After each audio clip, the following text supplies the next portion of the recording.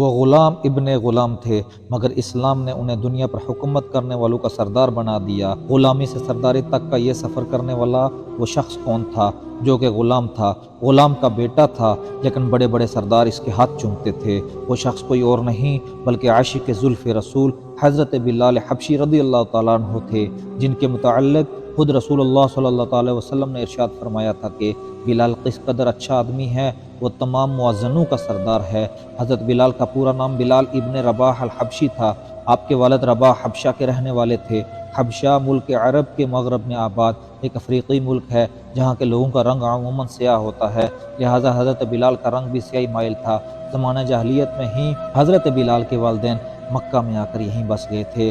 حضرت بلال کے والدین حبشہ کے غلاموں میں سے تھے، لہٰذا حضرت بلال پیدائشی طور پر مکہ کے ایک قبیلہ بنی جمع کے غلام تھے۔ حضرت بلال امیہ ابن خلف کے غلام تھے اور بکریاں چراتے تھے۔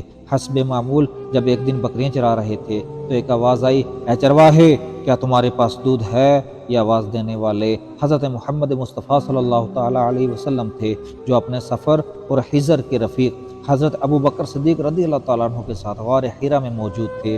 حضرت بلال نے آواز سنی تو قریب چلے آئے اور عرض کیا کہ جناب، میری بکریوں میں کوئی بکری بھی دودھ دینے والی نہیں، اس لیے معذرت چاہتا ہوں کہ آپ کی تمنا پوری نہ کر سکوں گا۔ رسول اکرم صلی اللہ تعالیٰ علیہ وسلم نے فرمایا، اگر اجازت ہو تو سامنے والی بکری کو دیکھ لیا جائے، ہو سکتا ہے اس سے دودھ مل جائے۔ حضرت بلال نے عرض کی، مجھے کوئی اعتراض نہیں، آپ دیکھ لیجئے۔ حضور نے ارشاد فرمایا، اجازت دینا تیرا کام ہے اور بکری کے تھنوں میں دودھ بھرنا اللہ تعالیٰ کا کام ہے۔ حضرت بلال نے بکری خدمت میں پیش کر دی۔ رسول اللہ صلی اللہ علیہ وسلم نے اللہ کا نام لے کر جب بکری کے تھنوں کو ہاتھ لگایا تو بکری کے تھنوں سے دودھ جاری ہو گیا۔ اس واقعہ کے بعد حضرت بلال آپ کے قریب ہونے لگے۔ ایک دن رسول اللہ صلی اللہ علیہ وسلم نے حضرت بلال سے فرمایا، اے بلال، میں اللہ کا رسول ہوں اور اللہ ایک ہے، اس کا کوئی شریک نہیں، اس بارے میں تمہارا کیا خیال ہے؟ حضرت بلال، جو پہلے ہی اپنا دل نبی کریم صلی اللہ علیہ وسلم کو دے چکے تھے، فوراً کہہ اٹھے، لا الہ الا اللہ محمد الرسول اللہ۔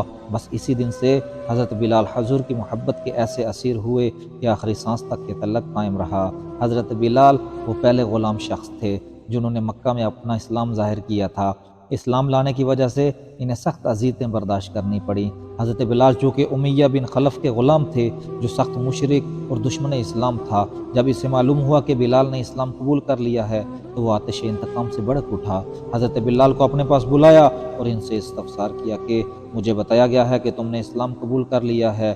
حضرت بلال نے فرمایا کہ میں نے تو لات و منات سے منہ پھیر لیا ہے اور اپنا معبود تلاش کر لیا ہے، اور محمد مصطفیٰ صلی اللہ تعالیٰ علیہ وسلم کے دین حق پر ایمان لے آیا ہوں، اور اس معبود کو، اس اللہ کو معبود حقیقی مانتا ہوں جس نے میرے آقا و مولا حضرت محمد مصطفیٰ کو حق کے ساتھ مبعوث فرمایا ہے۔ امیہ بن خلف نے حضرت بلال کا یہ بے باکانہ جواب سنا تو سر سے پاؤں تک بھڑک اٹھا کہ ایک غلام ہوتے ہوئے اس قدر بے دھڑک جواب دے دیا۔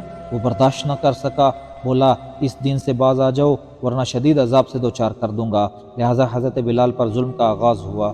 تشدد اذیت، مار پیٹ، بھوک پیاس، ظلم بڑھتا رہا اور حضرت بلال اپنی زبان سے احد احد پکارتے رہے۔ امیہ بن خلف آپ پر بے انتہا تشدد کرتا اور حضرت بلال حبشی ظلم و ستم اور تشدد برداشت کرتے کرتے بے ہوش ہو جاتے۔ کچھ دیر کے بعد جب ہوش سنبھلتا تو زبان سے احد احد کے نعرے بلند ہوتے۔ عرب کی سرزمین جو اپنی گرمی کی وجہ سے مشہور تھی، امیہ بن خلف حضرت بلال کو اس تپتی ہوئی گرمی میں زمین پر لٹا دیتا اور آپ کے سینے پر بھاری پتھر رکھتا، آپ کو دہکتے ہوئے انگاروں پر لٹا دیتا۔ آپ کے بدن کی چربی پگھل پگھل کر انگارے کو بجھا دیتی تھی، مگر آپ کی زبان مبارک سے احد کے سوا کچھ نہ نکلتا تھا۔ امیہ آپ کو کہتا، اب بھی تو محمد صلی اللہ علیہ وسلم کے خدا سے باز آ جا، لیکن اسلام اور حضور صلی اللہ علیہ وسلم کی محبت ان کے سینے سے دنیا کی کوئی بھی سخت سے سخت سزا ختم نہیں کر سکتی تھی۔ آپ کے سینے میں عشق رسول کی حقیقی چراغ روشن تھی۔ امیہ نے طیش میں آ کر ان کے گلے میں رسی ڈال دی اور انہیں مکہ کے شریر لڑکوں کے حوالے کر دیا۔ وہ بدبخت لڑکے آپ کو مکہ کی وادی میں گھسیٹتے پھرتے تھے اور تپتی ہوئی انگارہ ریت پر اوندے منہ ڈال دیتے تھے اور آپ پر پتھروں کا ڈھیر لگا دیتے۔ یہ ظلم و ستم کا سلسلہ کافی عرصہ یوں ہی چلتا رہا۔ حضرت ابو بکر صدیق روز یہ تماشا دیکھتے اور افسوس کرتے، آخر کار ان سے رہا نہ گیا تو وہ امیہ کے پاس گئے اور اس سے کہا کہ اس بے کس غلام پر اتنا ظلم و ستم مت کرو، اگر وہ ایک خدا کی عبادت کرتا ہے تو اس میں تمہارا کیا نقصان ہے، اور اگر تم اس کے ساتھ احسان کرو گے تو وہ احسان آخرت میں بھی تمہارے کام آئے گا۔ امیہ نے حقارت سے کہا کہ میں تمہارے خیالی یوم آخرت کا قائل نہیں، جو میرے جی میں آئے گا میں وہی کروں گا۔ حضرت ابو بکر صدیق نے اس کو پھر تحمل سے سمجھایا کہ تم طاقتور ہو، اس مجبور غلام پر ظلم کرنا تمہارے شایان شان نہیں ہے۔ امیہ نے جواب دیا کہ تم اس کالے غلام کے اگر اتنے ہی ہمدرد ہو تو اس کو خرید کیوں نہیں لیتے؟ لہذا حضرت ابو بکر صدیق رضی اللہ تعالیٰ عنہ نے اس پر راضی ہو گئے اور آپ کو آزاد کروا دیا۔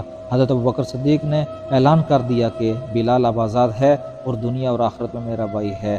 جب حضور صلی اللہ علیہ وسلم کو حضرت بلال کے آزاد ہونے کی خبر ملی تو آپ بہت ہی خوش ہوئے اور حضرت ابو بکر سے فرمایا کہ مجھے بھی اس میں شریک کر لو۔ اس پر حضرت ابو بکر نے عرض کی، یا رسول اللہ، میں تو بلال کو آزاد کروا چکا ہوں۔ حضرت بلال اپنا زیادہ وقت نبی کریم صلی اللہ علیہ وسلم کی بارگاہ اقدس میں گزارتے تھے اور ان سے قرآن مجید کی تعلیم حاصل کرتے، حکمت و دانائی کی باتیں سیکھتے اور دین حق کو زیادہ سے زیادہ پھیلانے کی کوشش کرتے۔ جب ہجرت کا حکم آیا تو حضرت بلال نے بھی ہجرت کی اور مکہ سے مدینہ منورہ جا پہنچے۔ جب مدینہ میں مسجد نبوی کی تعمیر ہوئی تو حضرت بلال نے سب سے پہلے اذان دی۔